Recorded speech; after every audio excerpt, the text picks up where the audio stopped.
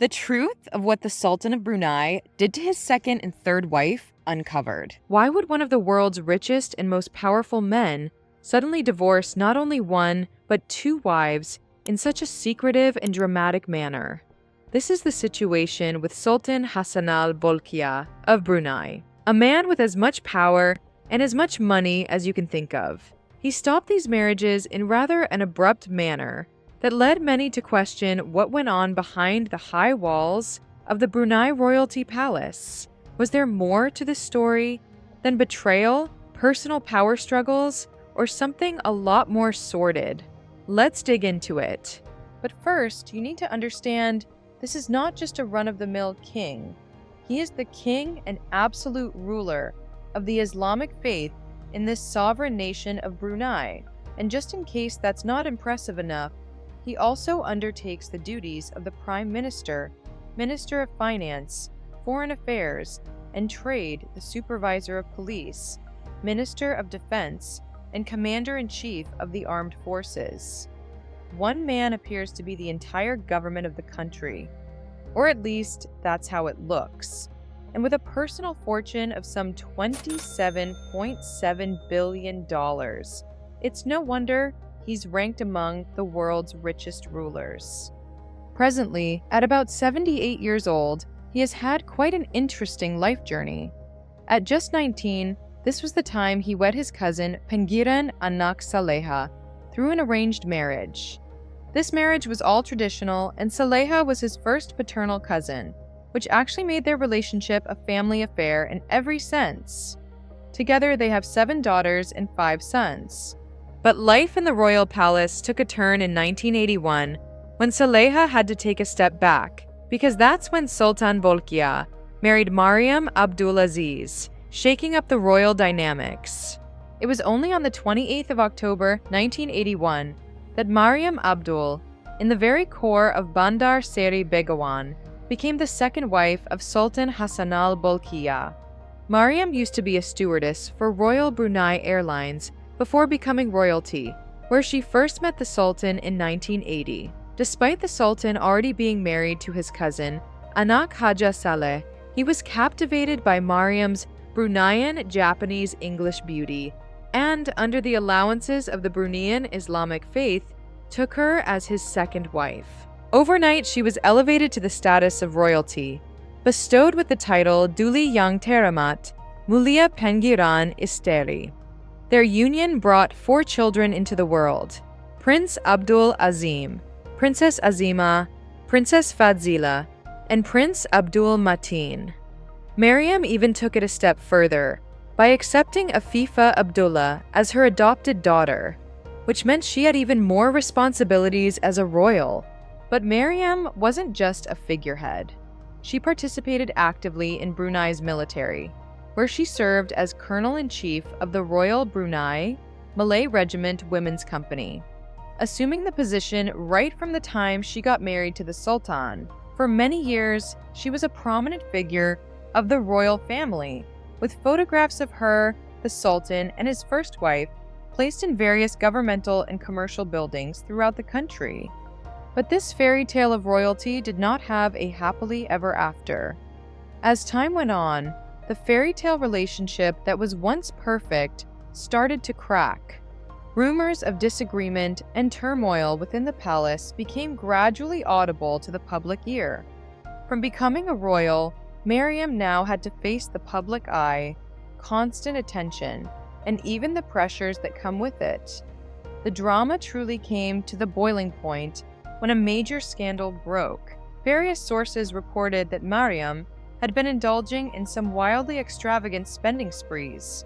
By 2002, the Sultan, once declared the richest man in the world, had seen his wealth shrink to an estimated £7.10 billion, placing him 29th on the global rich list. After meeting in 1980, their marriage came to a halt in February 2003. The news of the divorce was officially declared by the Sultan's brother, Prince Sufri, on state television on February 2, 2003. Under Brunei's law, there are 3 types of divorce, reflecting the country's Islamic traditions that, like many Muslim nations, permit men to have up to 4 wives. The first one gives the husband a chance to change the decision for the divorce within 3 months and 10 days without the need to renew the vows. In contrast to the first type, the second offers no grace period. The third type is even more severe to the extent that a woman cannot remarry without having first gotten married to another man and then divorced him. The divorce announced in this case was of the first type. In accordance with the Sharia Islamic law of Brunei, the Sultan was given 100 days to reconsider the marriage without the need for new marriage vows. However, no reason was given. After the news, Mariam's pictures were quickly taken down from the display, as if she was washed off from the royal history. That beautiful life of the second wife of the Sultan had suddenly ended in a whisper. For Mariam, the palace ensured that the true details of their withdrawal from marriage remained private. However, the streets of Brunei were full of gossip. The discussions pointed to alleged financial misdeeds and the strain it put on their marriage. At the end of it all, Mariam was awarded a payout that was rumored to be in the millions, with which she could enjoy some years of comfort after divorce. However, money could not shield her from the resulting media embarrassment that came with it. Mariam decided that she would leave the palace and the royal life behind her and live a quieter life, but her miseries did not stop there. Sadly, Mariam became a victim of a con artist, a fraudster in the form of a fortune teller, and a fake lover. For several months, she was tricked into handing some money to him, and she lavished him with numerous gifts, but she thought she was in love. Instead of getting a happily ever after, Mariam found herself plagued and heartbroken, which added another layer of sorrow to her already tumultuous life. But love has a way of finding its path, even in the corridors of power. Just 2 years after his second divorce, Sultan Hassan al-Bolkiah found himself enchanted once again, this time by Azrinaz Mazar Hakim, a writer and former TV3 journalist known affectionately as Naz Mazar. Their marriage was a well-guarded secret, and they tied the knot in a very discreet wedding in the Sultan's palace in Kuala Lumpur, Malaysia. The ceremony was small, and only immediate relatives and friends were present. The news of their wedding did not go public until much later, when a guest who was present on the occasion leaked the information. Upon their marriage, Azrinaz assumed the rank of being the third wife of the Sultan and was granted the courtesy title of HRH Princess Consort Azrinaz Mazar. It was said that Sultan Hassanal was overly fascinated with Azrinaz to the point that he intended to make her a queen twice. However, this concept was not in favor of many people. Queen Saleha and other powerful nobles were firmly opposed, seeing Azrinaz as too modern and independent for the traditional royal framework. To keep the peace, the Sultan chose to give her the title of Princess Consort instead of Queen. On June 1, 2006, Azrinaz gave birth to Prince Abdul, a joyous event that was, like much of her life, kept under wraps until the very last moment. To commemorate his birth, the palace fired 21-gun salute and signified the occasion in a large manner. Then, on the 28th of January 2008, she welcomed their second child, Princess Amira Wardatul Bolkiah, and therefore she remained an integral member of this royal family. However, within just a span of 5 years of marriage, Azrinaz Mazar Hakim witnessed a change in her life, one which was very much in the limelight. On June 16, 2010, the Sultan of Brunei made a special announcement that he was divorcing Azrinaz. The news also came at a huge cost for her. She lost her Royal Highness title, and all her state honors and the Medal of Honor were stripped away, leaving her with only memories of her time as Princess Consort.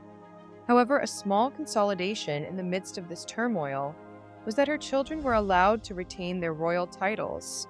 The Sultan claimed that there were special reasons for the divorce, and nobody ever really knew, as no information was availed to the public. But the announcement didn't come out of nowhere. For weeks, the talk of the town and the capital was all about the much speculated royal breakup. The rumors were bitter. Reports of accusations that Azrinaz had an affair with palace guards. She was a woman who married for wealth, in short, a gold digger, and even allegations that she had stolen the queen's tiara.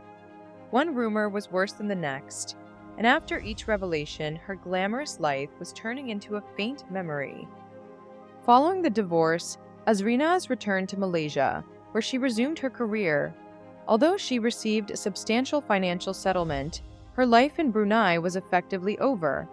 However, the most painful thing is probably the fact that their children stayed in Brunei, and it is believed that Prince Abdul Wakil and Princess Amira have not met their mother in person since 2010. Others believe that Queen Saleha, Sultan's first wife, exerted some influence in this regard so that the children are away from the modern and liberal influence that Azrinaz may bring from her media background in Malaysian society. Despite the separation, Azrinaz has shared videos and photos of her children on social media, expressing her sadness over not being able to see them, likely due to strict royal protocol. Life moved on for her, though, and 8 years after the divorce, she found love again. Marking another chapter in her life, in 2018, Azrinaz got married to Fairoz Khan Abdul Hamid, and they have 2 children, Arisia Maleka and Athayara Medina. So, as we wrap up, if you were in their position, would you fight to stay, or would you walk away from it all? Let us know in the comments, as you also leave a like, subscribe, and turn on the notification bell for more amazing videos like this one.